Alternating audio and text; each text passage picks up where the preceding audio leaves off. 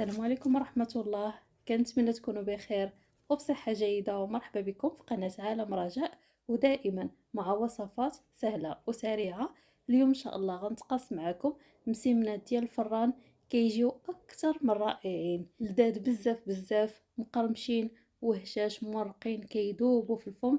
كنتمنى أنكم تجربوهم باش تعرفوني علاش كنهضر، وكنتمنى أيضا تتبعوا لا فيديو حتى الأخير باش ما تفوتكم فيه حتى حاجة.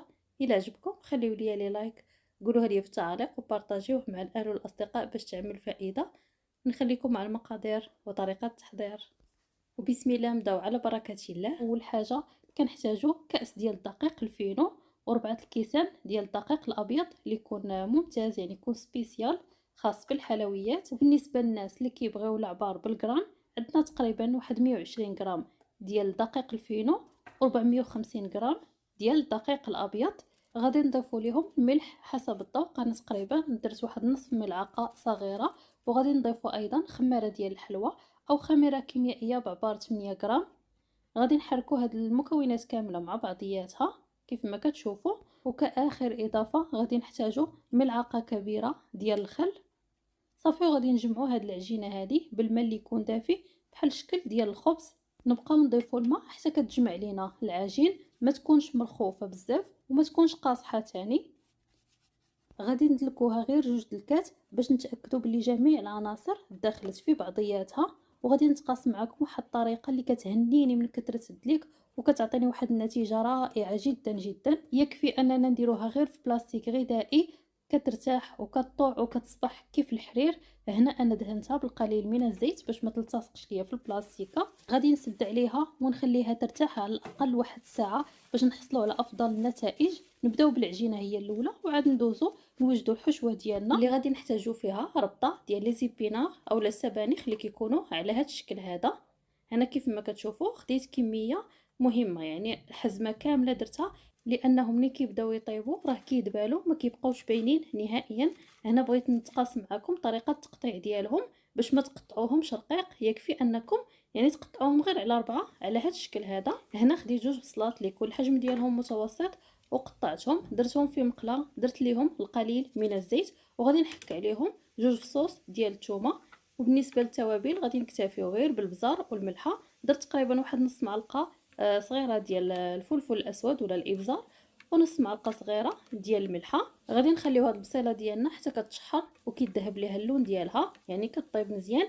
لانني كيف ما قلت لكم بالنسبه لي زيبينار غير كيشموا الريحه ديال العافيه اولا الريحه ديال الصهد ديال النار، راهم كيدبالوا ما كيبقى فيهم حتى حاجه. هنا ما غنقطعش معكم التصوير باش تشوفوا، واخا درت هاد الكميه كامله راه ما غتبقاش باينه نهائيا. هنا بالنسبه للنار تكون متوسطه، ما تمهلوش عليهم باش هاد لي زيبينار ما يطلقوش لكم الماء ديالهم. خليو النار تكون متوسطه باش دغيا دغيا يتشحروا وتحيدوهم. وهنا غادي نضيفوا لهم 5 ديال القطع ديال الجبن. ممكن تستعملوا حتى الجبن ديال العلبه ولا ديال السطيله، ديروا منه واحد 2 معالق كبار يكونوا ممتلئين جيدا. وكيف ما كتشوفوا معكس هذاك الفرماج في الحشوه ديالي حتى كتعلق وكتصبح على هذا الشكل هذا. دابا غادي نخليها على جنب تبرد، وغادي ندوزو مباشره للعجين ديالنا. بالنسبه للتوريق ديالو غادي نحتاجو الزيت، وغنحتاجو ايضا الزبده. بالنسبه لي انا استعملت هاد المارغرين هذه، خديت منها 4 اللي ذوبتها وخليتها حتى بردات وخدات لي حراره المطبخ.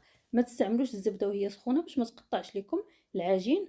وهنا كيف ما كتشوفوا بالنسبه للعجينه ديالنا ارتاحت وطاعت على خاطرها وصبحات كيف الحرير، كتشكلوها كيف ما بغيتو. بالنسبه لهاد الطريقه هذه راها ناجحه 100% بدون تعب او مجهود، وبهكا كتحصلوا على افضل النتائج. كيف ما كتشوفوا بالنسبه للعجين قطعته على 2.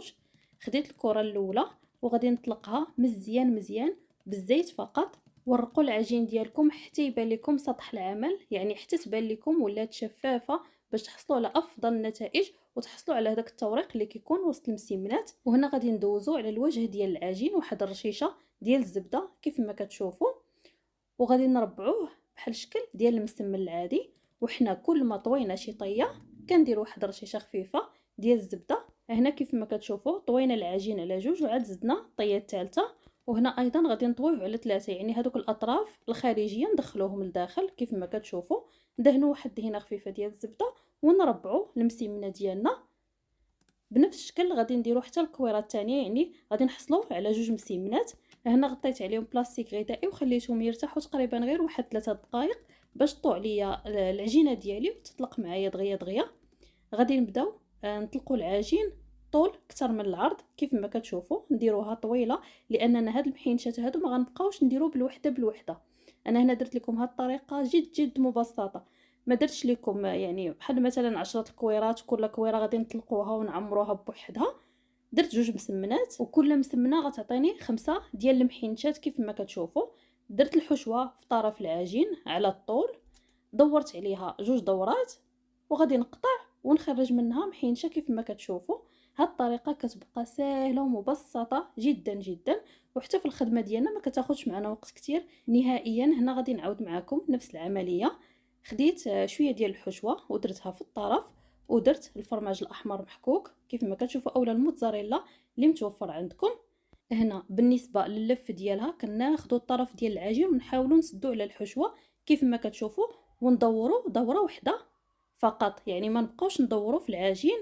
نقطعوها ونبداو نلفوها على شكل محينشه كيف ما كتشوفوا. بالنسبه لهذاك الطرف الاخير كنخليوه هو التحتاني، يعني كنسدو به من التحت باش ما كتحل معنا ما حتى حاجه. هنا غنعاود معكم اخر مره. درت الحشوه في طرف العجين ودرت كذلك الفرماج. غادي نبدا ناخذ الطرف ديال العجين ونسد على الحشوه كيف ما كتشوفوا وندور دوره واحده فقط، صافي نقطعها ونبدا نلفها على شكل محينشه كيف ما كتشوفوا. بالنسبه لهذاك الجزء الاخير كنديروه من التحت. هنا من بعد ما كملت هذوك جوج مسيمنات اللي عندي، كل وحده خرجت لي 5 الحبات، يعني المجموع عندي 10 ديال المحينشات. هنا مباشره غادي ندهنهم، ما كنخليهم يختمروا ما حتى حاجه. بالنسبه للدهن غادي نحتاجو لاصفر بيضه اللي ضفت ليه قطرات ديال الحليب وشويه ديال صلصه الصوجا، حركتهم مزيان مزيان وغادي نبدا ندهن المسيمنات ديالي. وفي هذا الاثناء انا درت الفران ديالي كيسخن من الفوق ومن التحت على اعلى درجه. بالنسبه للناس اللي غادي يطيبوهم في الفران ديال الغاز، سخنوا الفران ديالكم، غتدخلوا المسيمنات ديالكم 10 دقائق الاولين يكون الفران مجهد، يعني الحراره تكون مرتفعه حتى كيبداو يتشمعوا لكم المسيمنات ديالكم وكينشفوا وكيتنفخوا. عاد كتنقصوا عليهم درجه الحراره وكتخليو العافيه غير من التحت حتى كيتحمروا ويطيبوا على خاطرهم. هنا من بعد ما دهنت المسيمنات ديالي غادي نرش عليهم حبه البركه اولا الزلجلان، يعني تزيين كيبقى اختياري. وهنا بالنسبه للاخوات اللي غادي يطيبوهم في الفرن الكهربائي، كيف ما قلت لكم الفران يكون مسخن من قبل. غادي نديروا اللاطه ديالنا في الرف الوسطاني، نشعلوا عليهم الفوق والتحت على اعلى درجه ونخليوهم تقريبا واحد 10 دقائق حتى كيتشمع عليهم الوجه ديالهم. وهنا كيجيوني بزاف ديال التساؤلات على حساب الاسم ديال الفران ديالي، انا صورته لكم كيف ما كتشوفوا. هنا من بعد ما دازت 10 دقائق كيبانوا لكم المسيمنات ديالكم نشفوا وتنفخوا كيف ما كتشوفوا وتشمع عليهم الوجه ديالهم.